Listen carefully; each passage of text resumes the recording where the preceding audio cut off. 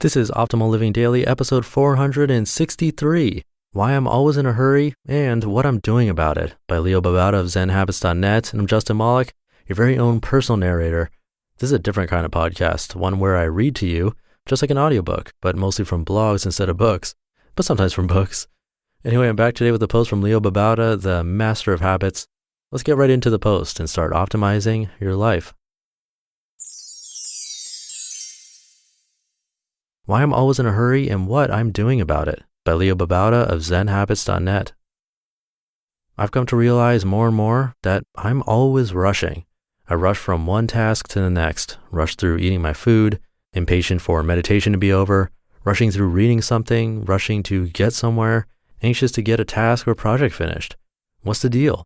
This coming from a guy who has written a lot about slowing down and savoring, about being present, about single tasking.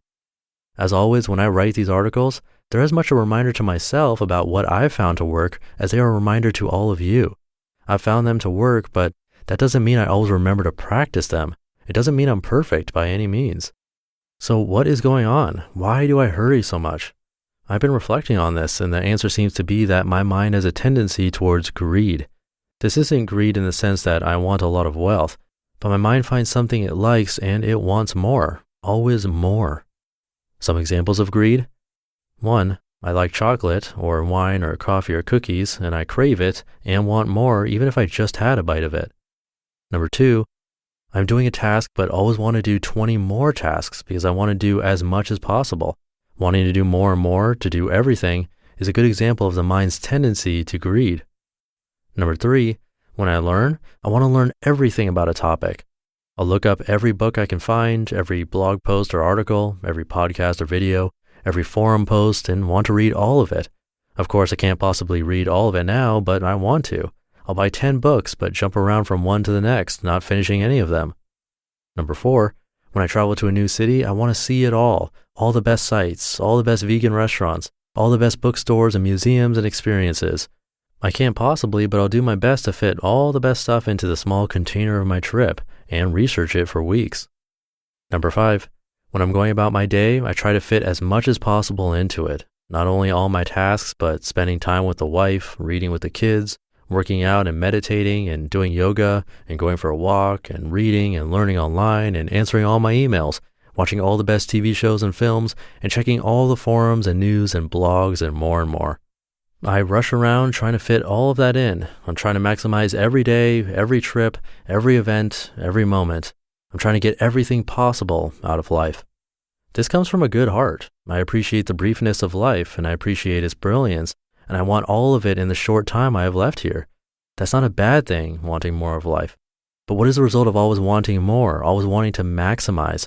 It's rushing, grabbing onto everything, never having enough, never being satisfied, never actually stopping to enjoy, not really appreciating each moment because I'm greedy for more great moments. Indulging in this greediness for more, this maximizing everything, doesn't satisfy it. It just creates more wanting for more. Indulging isn't helpful. Staying with the feeling of wanting more, wanting to maximize, wanting to rush, wanting to do it all, that's more helpful.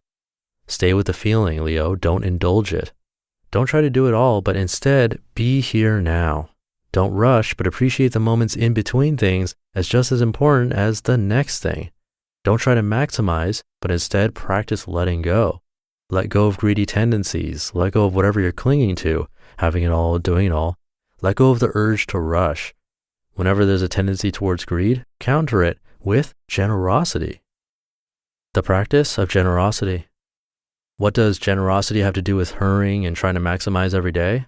In one sense, generosity might be giving money or possessions to people who need it, or giving help wherever needed when possible, but that's just one sense of generosity. Generosity is any way that we turn away from our self-centered view and start turning towards others. It could be as simple as turning towards another person in our life and trying to see what they need, rather than focusing on what we want to get out of life. Or it could be turning towards that person and giving them the gift of our full attention. Really try to be present with an open heart, trying to understand and hear the person. This is the spirit of generosity. When doing something alone, the spirit of generosity can be turned to each moment, giving that moment the full grit of our attention, seeing it fully and opening our heart to it. This is a salve to the usual spirit of needing more, of wanting to satisfy me.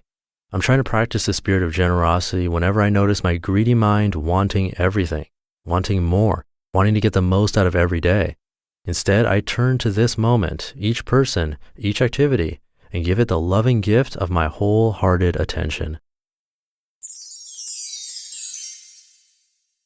You just listened to the post titled Why I'm Always in a Hurry and What I'm Doing About It by Babauta of Zen Habits.net. By the way, if you're on Facebook and want to connect with me and Lee, who's my business partner and good friend who hosts Optimal Startup Daily with me, and a bunch of other old listeners, that's OLD listeners, sometimes referred to as oldies, the shortcut link there is oldpodcast.com/Facebook, and you can join the Facebook group. We don't talk a ton, just if we come across something worth sharing along the lines of personal development and minimalism and stuff like that. We'd love to have you. You can also search Facebook for Optimal Living Daily Podcasts, and it's the group, not the Facebook page. I barely update the Facebook page because I'm not a fan of those. And I think that does it for today. I hope you're having a great weekend, and I'll see you tomorrow, where your optimal life awaits.